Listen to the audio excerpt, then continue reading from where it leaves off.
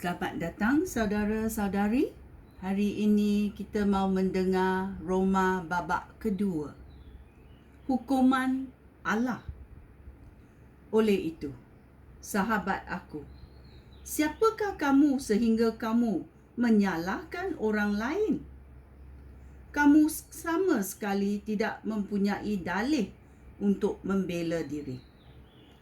Hal itu demikian kerana apabila kamu menyalahkan orang lain, lalu kamu sendiri melakukan perbuatan yang sama, kamu menjatuhkan hukuman kepada diri kamu sendiri.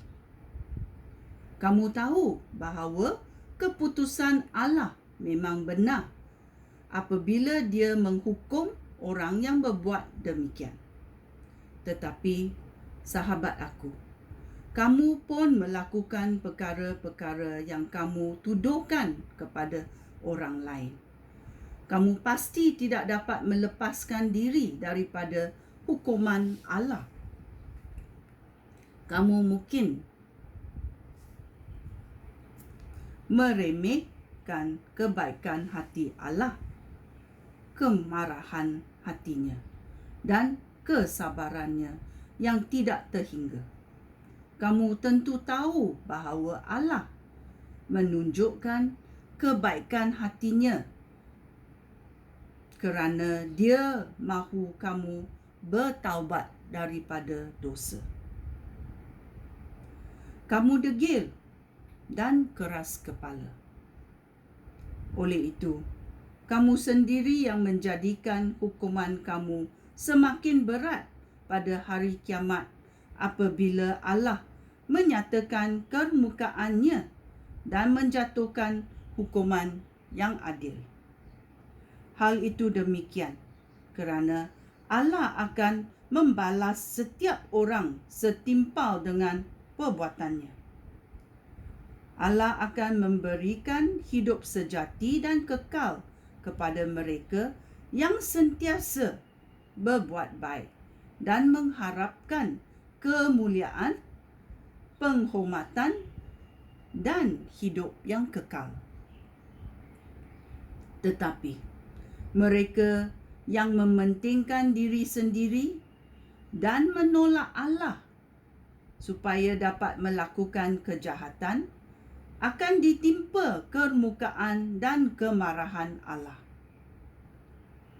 Setiap orang yang berbuat jahat akan menanggung kesengsaraan dan penderitaan. Mula-mula orang Yahudi dan juga orang bukan Yahudi. Tetapi Allah akan memberikan kemuliaan, penghormatan dan kesejahteraan kepada semua orang yang berbuat baik. Mula-mula kepada orang Yahudi dan juga kepada orang bukan Yahudi. Hal itu demikian kerana Allah menghakimi semua orang dengan adil. Orang bukan Yahudi tidak mempunyai Taurat Musa. Mereka berdosa dan binasa. Tetapi mereka dihukum menurut Taurat. Orang Yahudi mempunyai Taurat Musa. Mereka berdosa dan dihukum berdasarkan Taurat. Hal itu demikian kerana orang berbuat baik semula dengan Allah bukan dengan mendengar Taurat, tetapi dengan melakukan apa yang diperintah oleh Taurat. Ya. Hal itu demikian kerana orang berbaik semula dengan Allah bukan dengan mendengar Taurat, tetapi dengan melakukan apa yang diperintah oleh Taurat.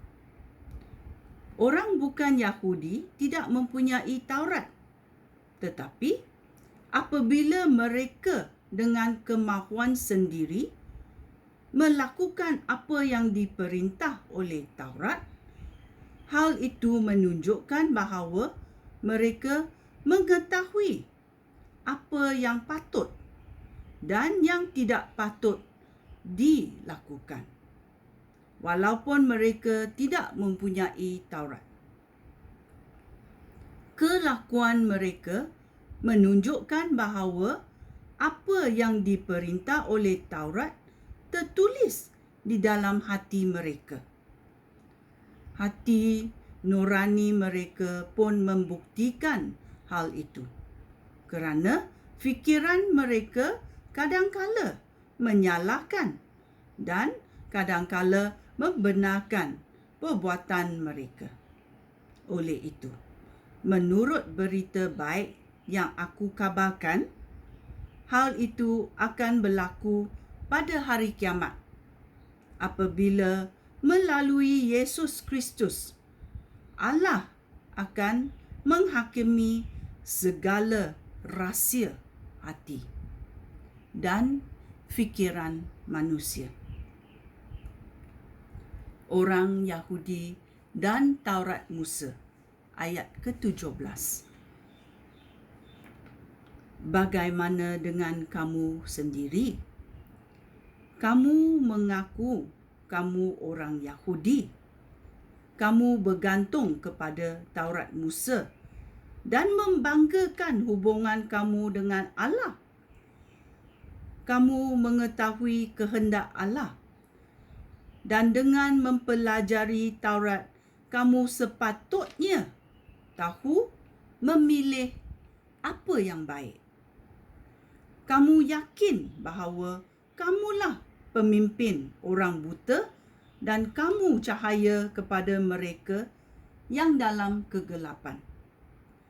Kamu pendidik kepada orang yang bodoh dan guru kepada orang yang belum matang.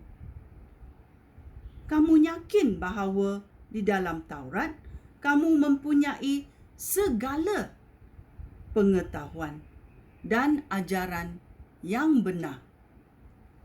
Kamu mengajar orang lain, tetapi mengapa kamu tidak mengajar diri sendiri?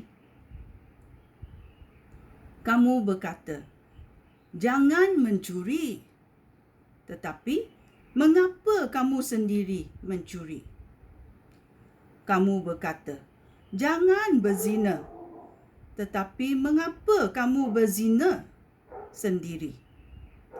Kamu membenci berhala, tetapi mengapa kamu merompak rumah berhala? Kamu bangga kerana memiliki Taurat, tetapi mengapa kamu memalukan Allah dengan tidak mentaati perintah Allah? Di dalam Alkitab tertulis, kerana kamu orang Yahudi, Allah dikufuri oleh orang bukan Yahudi. Jika kamu taat kepada Taurat, sunat kamu akan berfaedah. Tetapi jika kamu tidak mematuhi Taurat, sunat kamu itu sia-sia sahaja. Jika orang bukan Yahudi tidak bersunat, mematuhi Taurat, tidakkah Allah akan menganggap mereka sebagai orang yang bersunat? Oleh itu, kamu orang Yahudi akan disalahkan oleh orang bukan Yahudi kerana kamu mempunyai kitab Taurat dan dah bersunat, tetapi melanggar Taurat. Sedangkan mereka yang tidak bersunat taat kepada Taurat. Siapakah orang Yahudi sejati yang betul-betul bersunat? Mereka bukanlah orang yang pada nama sahaja orang Yahudi dan yang bersunat secara lahir sahaja. Sebaliknya, orang Yahudi sejati adalah orang yang berjiwa Yahudi dan hati mereka bersunat. Semua itu dilakukan oleh Roh Allah dan bukan oleh apa yang ditulis di dalam Taurat. Orang seperti itu menerima pujian daripada Allah, bukan daripada manusia. Ya, kita mesti tahu Roh Allah membimbing kita supaya kita tahu apa maksudnya dalam Taurat dan melakukan apa yang diperintah oleh Taurat. Sekian, terima kasih. Shalom.